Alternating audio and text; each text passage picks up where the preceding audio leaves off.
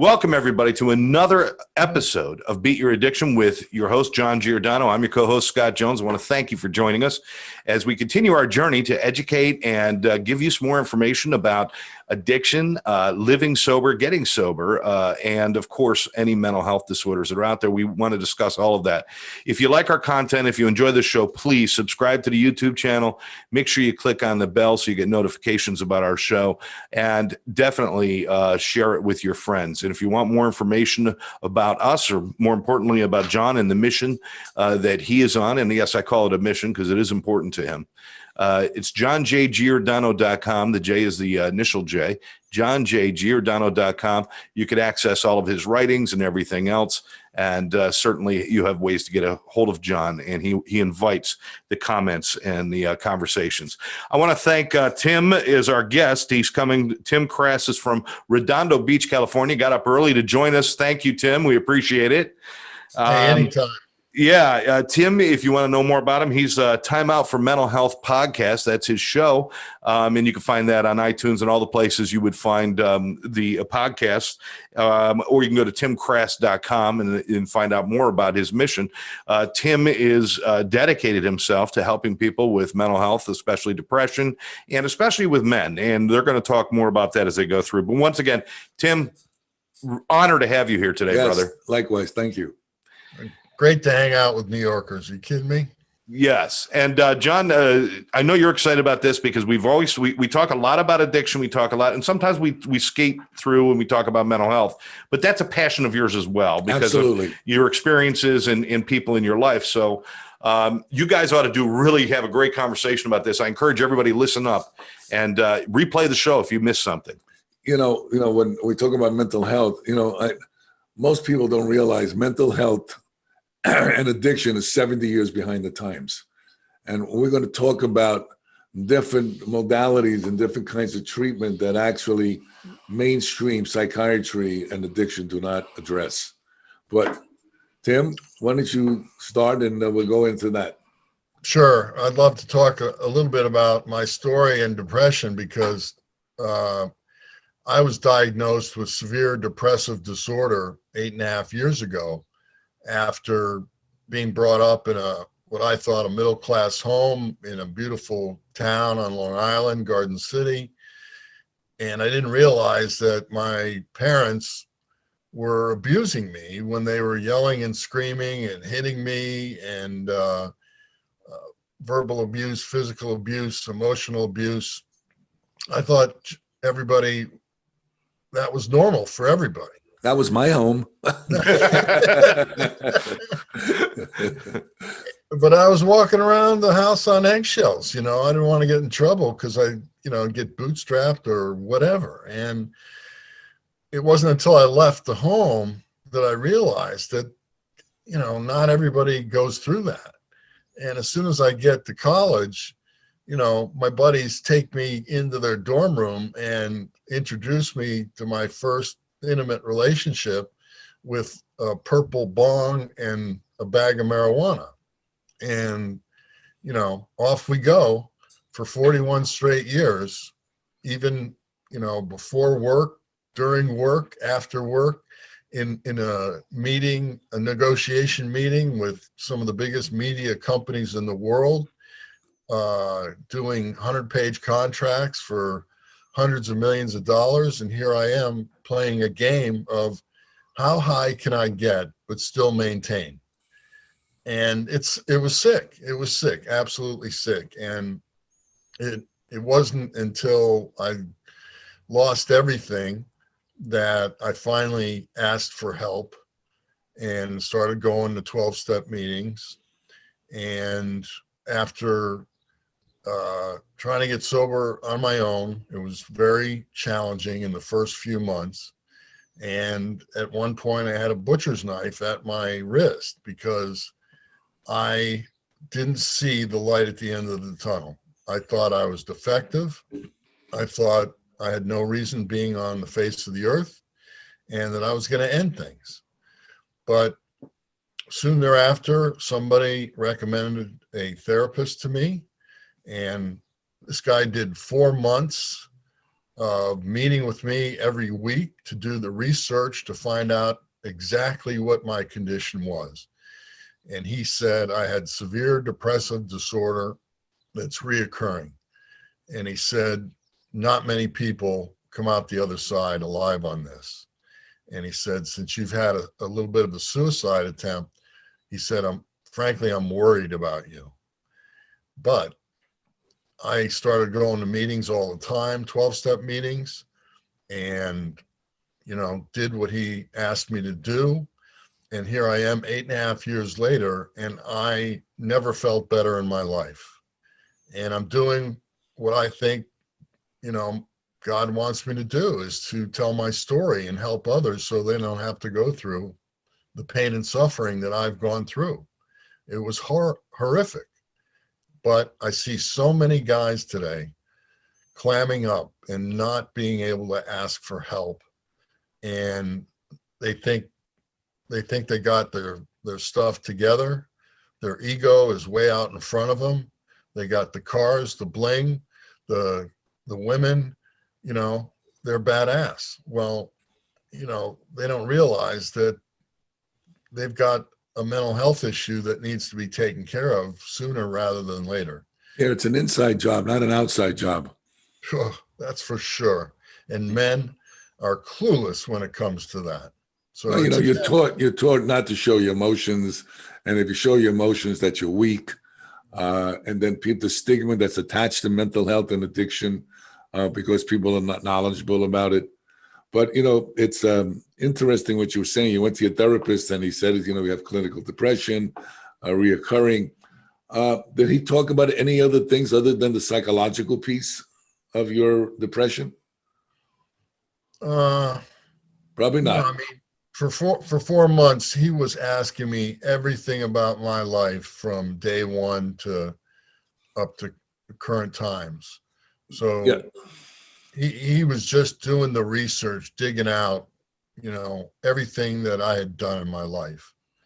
And then he after 4 months, he made that diagnosis. Okay, I'm going to share with you some information that this is science. This is not John Giordano talking about this. You can look this stuff up. What most therapists don't know, what I do is I lecture probably all over the world. I lecture to over 200 countries. And when I start talking about this stuff, I get doctors come up to me and say, wow, we never even thought about that. See, we're always looking at the psychological piece, which is a big piece. I don't want to discount that. But there's a bunch of other pieces to it that nobody's knowing and nobody's looking at. And there's a medical component to this, not just a psychological component. And I'm sure your therapist was a good therapist, but most likely he didn't even get into that part because they're not trained to do that.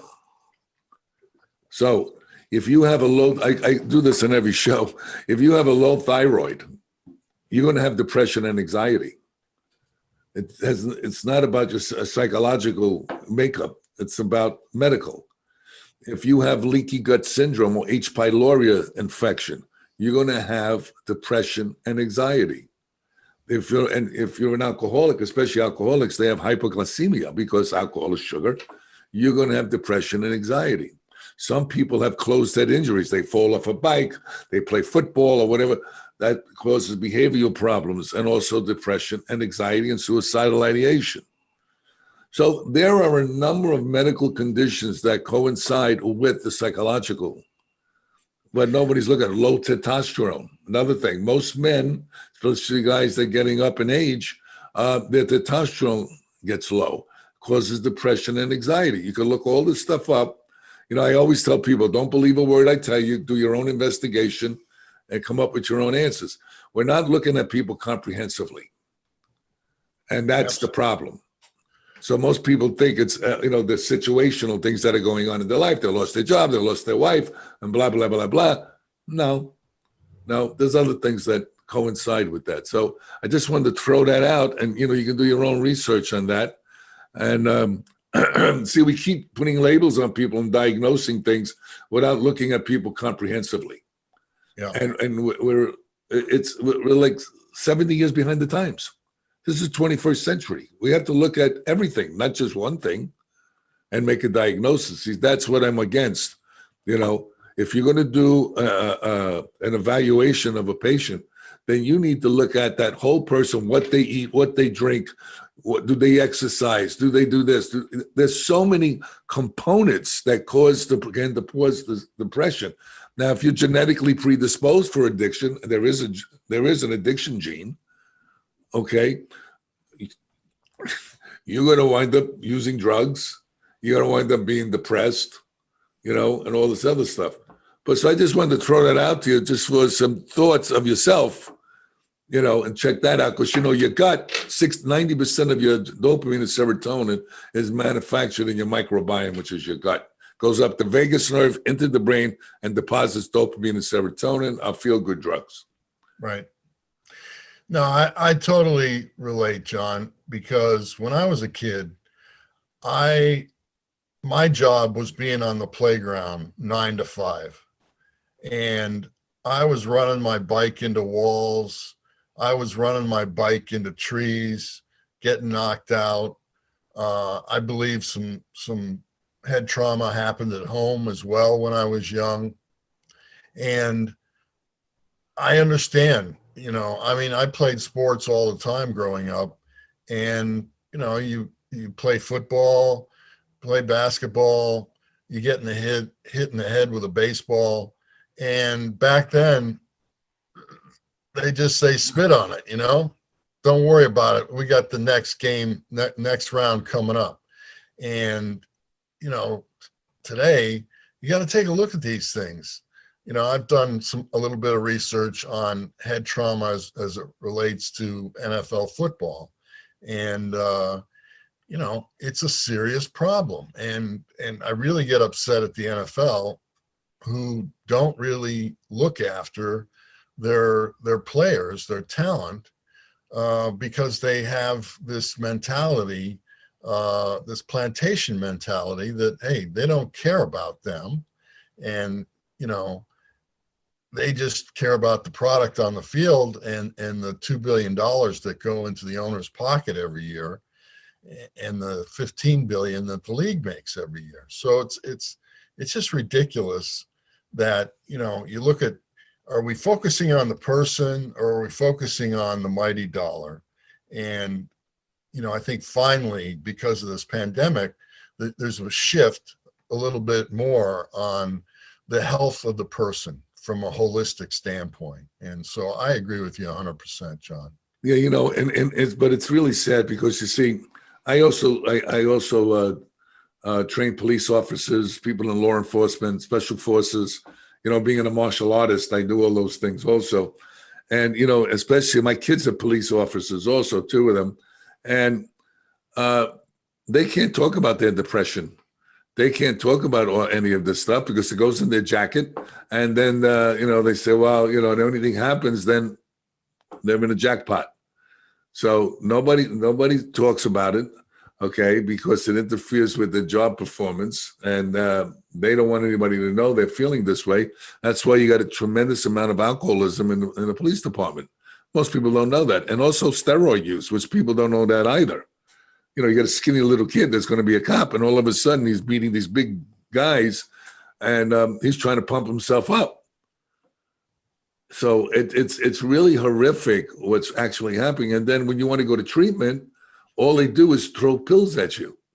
Yeah. And I'm not against medication. Some people do really need medication, but you also got to see what is driving this. Or what is the core issue that's driving your depression and your addiction? It's not just psychological, and that's a fact, and people don't get this. And, what they also don't understand is when a doctor prescribes medication, it's a guessing game. Yep. It's an educated guess, but it's a guessing game because there is no solid research on long-term use of these medications. They were meant for short-term intervention. And there's hardly any on cross-pollination between the different medications that they give you. And, you got to really look, you got to be your own doctor sometimes and really look at what's really going on with me. Okay, yeah, mommy left me when 3, daddy beat me with a belt when I was 6. Okay, yes, I have trauma. Yes, I agree.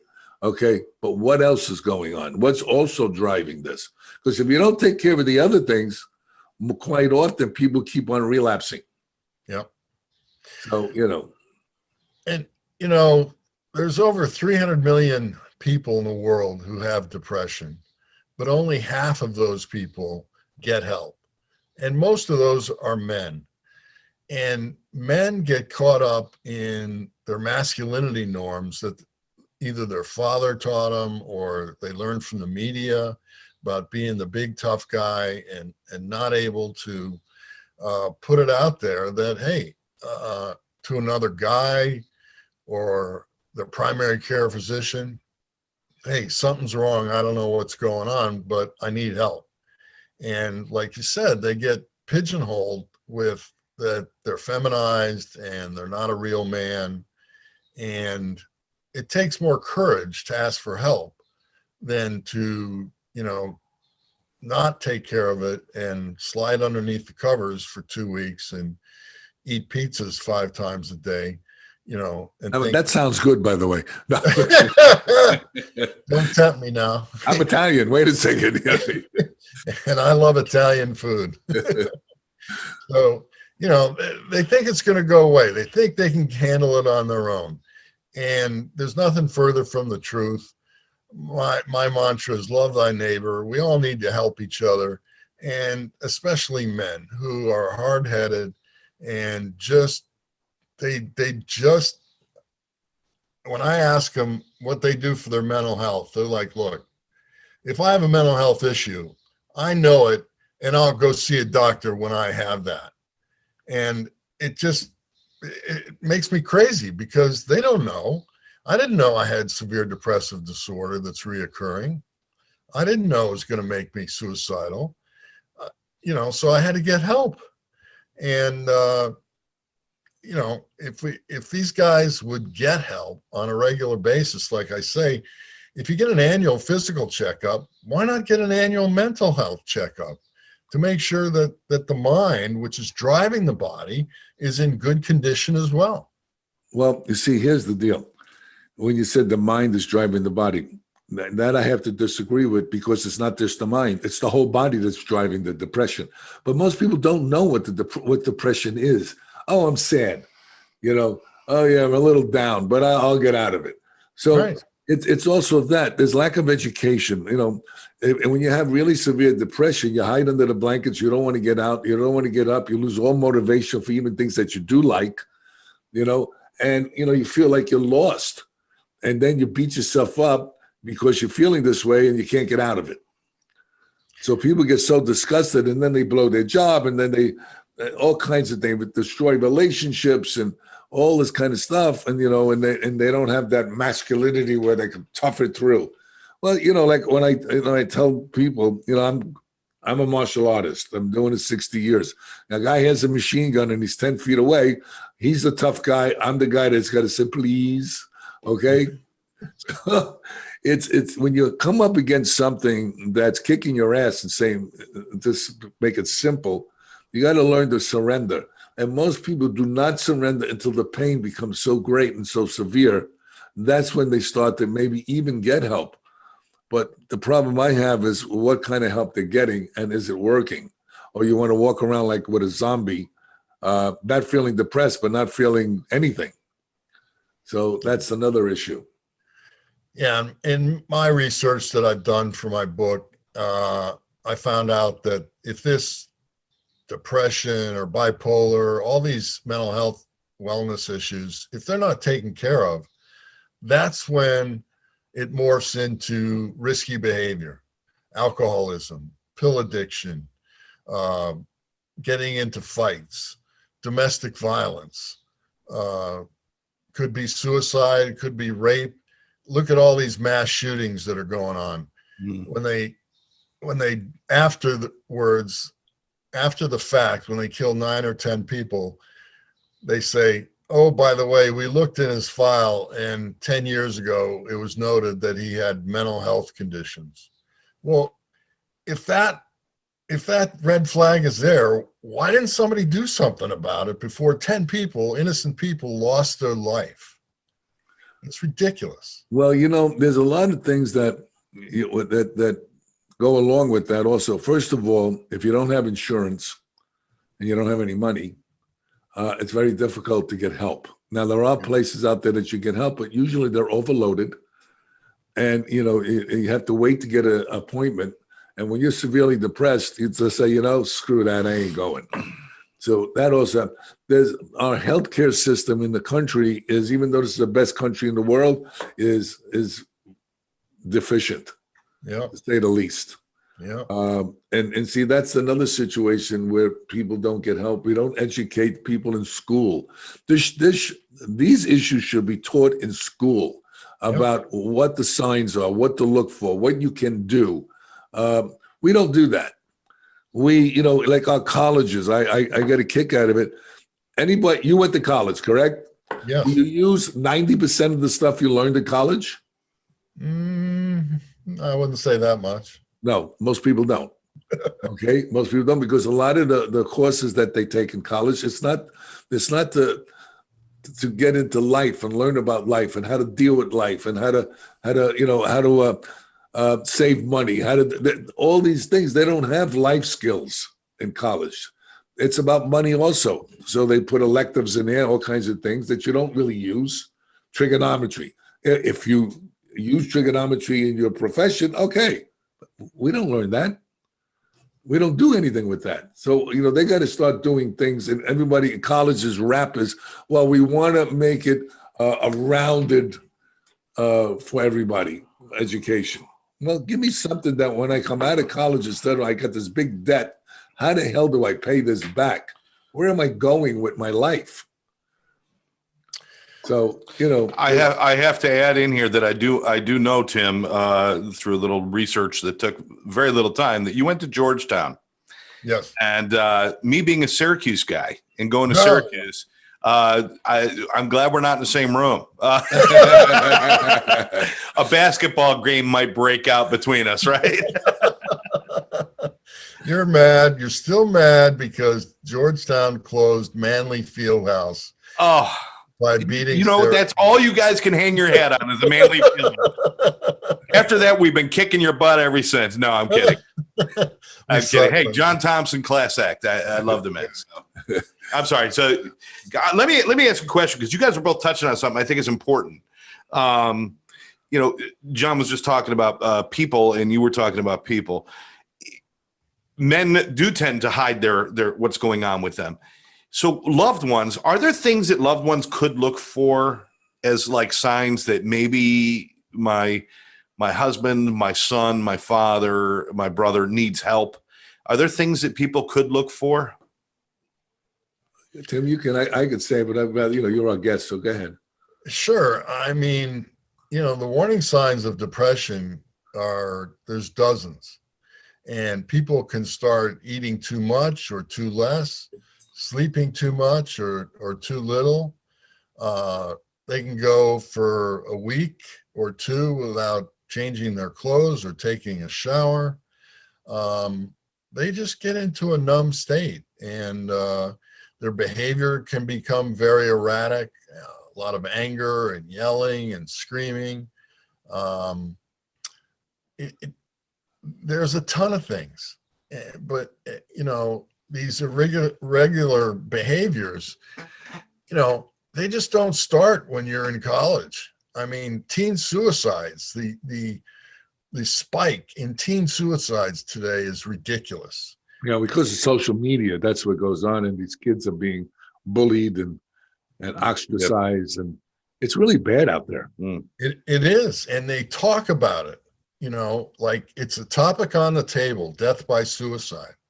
And I don't know about you, but when I grew up, that was taboo. You didn't talk about suicide. Whether that's healthy or not, that's in question. But my point is that education about healthy human being, healthy masculinity needs to start at a young age, 7, 8, 9, 10, so kids understand what behavior is acceptable and what is not. If you wait till college, which there are programs starting in college around healthy masculinity and depression, then you have to strip away all the bullshit that we learned in order to become your authentic self and start seeing that you just got to be yourself. It doesn't matter what other people think. And if you need help, you got to ask for help. Well, most people don't even know themselves, period. I know I didn't. As far as I'm concerned, I was just fine, Exactly. and I was doing drugs, and I was medicating these emotions and these feelings that I wasn't even in touch with, because I medicated them so they weren't prevalent in my life. So I thought. But of course, now being educated and learning, looking back, that was the main driver in my life. So a lot of people don't identify with that. And the only way I ended up in treatment was because my family did an intervention on me. And they put me into treatment. But I didn't know anything about mental health. What are you talking about? Then I remember them asking me to share in group. I said, if I tell what I'm going on and what's going on with my life in group, I'll probably have to kill you. I come from a mafia type family. My father was a heroin dealer. My uncles were hitmen. People used to ask me, do you ever see The Sopranos? I said, no, I live it. I don't want to watch it on TV. So I don't think most people really identify with mental health. They really don't. And I think that's one of the things that stop people from getting help. And then I'll be honest with you, like for myself, what is talking to a guy going to help me with my problem? What is he? You don't know me. How's he going to help me? I can't help me. How's he going to help me? See, people don't understand that, where, you're taught to fix your own problems. Don't let anybody know your personal business. It's nobody's business. And that kind of thinking is very detrimental. But the kids today are a lot different than we were growing up, a lot different, and usually the parents are sicker than the client. Now, I always say that, and they need more help than the person you're trying to help. They come out of that place, and that's where they learn a lot of this besides outside in the street. So, it's really difficult. Like, like with alcoholism, I'm treating people that are Russian, that's in their makeup. Yeah. They drink vodka. Right. It's just the different cultures cause different things. I mean, it's addiction, mental health is multifaceted. It's not just one shoe fits all. And Absolutely. That's the problem. And that's why I write my books about all this stuff from my own personal experiences, to share with people so maybe they can figure something out by watching what I went through, like what you're doing. I agree. And what I've found is that the health system, it doesn't have enough money. It doesn't have enough people. It doesn't have enough programs to support the needs of people who have mental health issues. So they might knock on a few doors, but they can't get the proper help, so they quit. That's right. And that's sad, being the United States of America. Another thing, there's only like an addiction, there's only a 5 to 7% rate of improvement in people that stay clean and sober. 5 to 7%. I always ask therapists, if you keep doing the same things over and over again, expecting different results, isn't that insanity? And look at the way we treat people. We're doing the same kinds of treatment that we've done for 60 years that really doesn't work very well. Yep. We became a pill society. Yep. Throw a pill at them. I get a headache, take a Tylenol. Well, I want to know, why did I get the headache? So I don't have it again. We're not doing that. Money, big pharma. Yeah. We're walking cash registers for the pharmaceutical companies. Their job is not to me, it's not to cure disease, it's to prolong it. They just want to sell those pills as much as they can. That's right. And the problem with those pills is they're toxic to the body. They only work for a certain length of time. Then they raised up the dosage, they lowered the dosage, they add another pill to it. And then if that doesn't work, let's take that out, I'll give you another pill. And by the time you're done, your whole brain is so messed up with all these other chemicals that are in the brain that you wind up in a rut and you wind up never getting out of it. So there's a lot of stuff that we have to look at instead of throwing money at stuff. Yeah. That's what the government does. That's what we keep throwing money at a broken thing. It doesn't work that way. Yeah. That's why I do these podcasts. That's why I do all this stuff, and I always tell people, look it up for yourself. People don't look, and if you want to hide something from an addict or a person who has mental health issues, put it in front of their nose. They'll look everywhere else. Yeah. That's for sure. Tim, before, because I don't want to run out of time without giving you a chance to talk about first your book and then your podcast. Sure. Well, as soon as I became sober 8.5 years ago, it came to my mind that I, just like John, I wanted to write a book because I didn't want other people to have to go through the pain and suffering that I went through.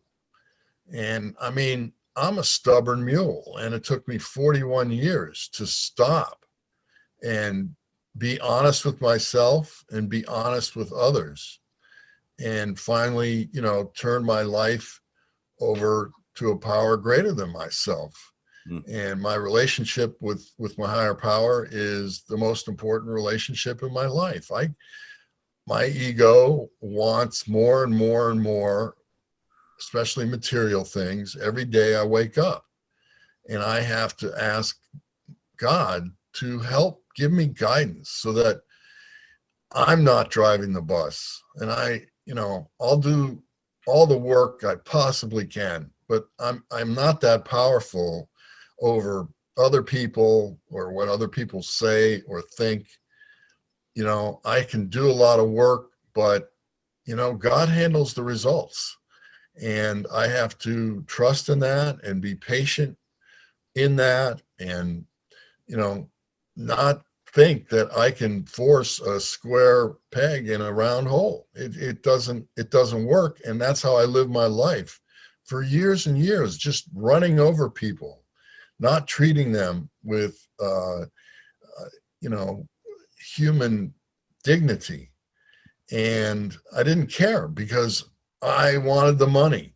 I wanted the chicks. I wanted the drugs. I wanted the bling. I wanted the cars. And it wasn't until I got sober and did a self-evaluation and self-discovery that I found out, man, I've been acting like an egotistical jerk, and it has to change. And that's when I dug in the program, and I live it today. I personally live it. I sponsor guys, and there's nothing greater than being able to share my story and guide another man who, just got fired because of drugs or alcohol or sexual proclivities. And he turns around, gets a new job, a better job. His relationship with his wife turns around 100%. His kids love him all of a sudden. And he's just living life and loving it by being of service to everyone in his life and not trying to boss everybody around and say, look, you got to do it my way or it's the highway. And, what's the name of your podcast again? And what's the name of the book? And yeah, the book is called You Don't Have to Swallow Your Gun. And the podcast is Time Out for Mental Health, which is available where you get your podcasts. I'm on the Mental Health News and Radio Network, and I'm also have a radio show on an international audio platform called healthylife.net. And like I said, I'm in training for a TEDx talk, and I hope to do that in the next 6 to 9 months. And I can't wait. It's been such a great educational experience to prepare for this and test all my beliefs on people and learn more about, how people have such a wall up against getting help. It's unbelievable. Oh, People it's like, hey, I got it handled. That's bullshit. well, same with God. We talk about God. I used to say F God when I first started. I was raised a Catholic. I didn't want to hear about it. I didn't want to join a new religion, Right. And one of the old timers came up to me and says, hey, John, how about G-O-D? I said, look, man, I know how to spell. So he said, no, he says, how about good, orderly direction? That was my higher power for about a year and a half. Yep. So, till I found a God of my understanding. To me, spirituality is the foundation for anything in recovery or anything. And for those of you, like Tim says, look, my life has changed dramatically, just like your life. And I wouldn't be doing this for going on 37 years if it was bullshit. I can tell you right, I have better things to do. Yep. But to me, I get high now helping other people. That's right. That's my high. I before we split, I want to talk quickly about how I view masculinity. There's three elements that I think are important. Number one, we all know men have strength. They can lift heavy boxes, lift pianos down the stairs, but they also have to be strong in having the tough discussion with their wife, their child, the person at work, their boss, knowing that the discussion might not be so well received and it's going to be tough to swallow, but he knows that truth has to be put out there. Not only that, men have to lighten up and have fun in life and not take life so seriously. Life is to be enjoyed. And number three, just what you said, John, spirituality. I don't care how a man plugs in to spirituality. There's a million ways he can plug in. Whatever he chooses, he's got to have that grounding mechanism to keep him in a safe spot where he doesn't become he doesn't go off the track of being a solid human being. And we all get off the path every day, but we have to ask for guidance to keep on the path so we can be the best version of ourselves that we can be. Well, there's a saying, if you want to know what someone's really like, watch who they hang out with. Yep. Real simple stuff. And don't believe everything you think, by the way.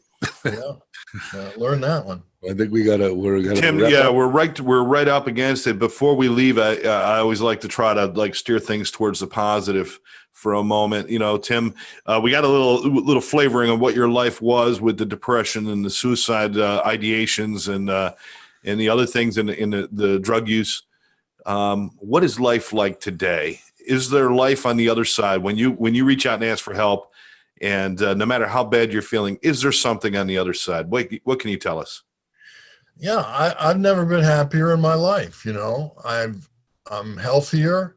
I had a heart attack right before I got sober, and they cleaned out my artery, and I had 0 heart damage. But now I look at my health on a daily basis. I've lost 35 pounds. And by going through the program, I've become more every day my authentic self. And that's with my heart, and that's by being of service to others and helping them. Love thy neighbor is my mantra. Well, health is wealth. Health is wealth, for sure. And I can't, I'm available 24/7 to anybody, but especially men who find it difficult, to help them with all of their issues, because I've been there. It's not pretty, and I don't want to go there again. And I don't want, I had 2 friends who I had coffee with on a Wednesday, and on a Monday, I got a call from a third friend saying, "Hey, did you hear about Joe? He hung himself on Saturday." Well, I can't handle that anymore. Okay. And that's my impetus to show up at my desk every day, do this work, build my platform, talk to as many people as possible, and get the word out. And we've got to help each other get as healthy as we could possibly be. We're on the same journey. John, I know you agree with the mission. I also know you agree with there's life on the other side when you ask for help, right? Absolutely. Tim, I want to thank you so much again and remind everybody, Tim is open for contact. If you go to timkrass.com, I've already checked it out. His contact information's there. Everything you need to know. You can also check out his information for his podcast, which is Time Out for Mental Health, and his book. The information about his book is all right there as well, timkrass.com. Tim from California. I'm going to forget the fact that you went to Georgetown. And if you were a sane person, you would forget it too. He's so bad, Tim. He's so bad. I love You got to it. learn to be kind instead of right. This was one of the most fun rivalries, I think, in all of sports, right? Oh, yeah. Syracuse, Georgetown. The best. And then they all left the Big East. I don't know who's there anymore. Really? St. John's is sitting there all by himself playing nobody. All right, brother. Thank you so much for your time, John. Another great show. I want to thank you for your time as well. And I want to remind everybody that this is Beat Your Addiction with John Giordano. If you like the show, please, again, subscribe to the YouTube channel, hit the bell for notifications, share it with your friends. And if you want more information about this show or anything else that John is up to, you go to johnjgiordano.com, and his contact information, his book, and everything else is right there. And that's the letter J. That's the letter J, johnjgiordano.com. And once again, for Tim Krass, our guest, John Giordano, I'm Scott Jones. Thank you, everybody, and have a great day. All right, guys.